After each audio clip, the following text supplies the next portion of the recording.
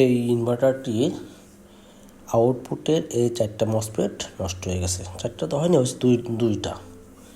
আউটপুটের এই মসফেট 4টার মধ্যে 2টা নষ্ট হয়ে গেছে। এটা ছিল হচ্ছে 20N50, 20N50। আমি এখন লাগাচ্ছি 23N50। আগে ছিল 20N50, আমি এখন লাগাবো 23N50। দুইটা নষ্ট হয়েছে, কিন্তু আমি 4টায় চেঞ্জ করব। এই সমস্ত জায়গাতে নষ্ট 2টা হলো, পুরো সেট আপ ধরে চেঞ্জ করতে হয়। আমি পুরো 4টা ধরে চেঞ্জ করে দিচ্ছি। এখানে 2 পেয়ার আছে, এক পেয়ারে 2টা করে, 4টা একবার চেঞ্জ করে দেওয়া ভালো। তার কারণে আমি 4টা ধরেই চেঞ্জ করে দিচ্ছি। 4টা মসফেটে আমি চেঞ্জ করব। এই ইনভার্টারটা রিপেয়ারের ফুল ভিডিও দেখতে আপনারা রিলেটেড ভিডিওতে ক্লিক করুন।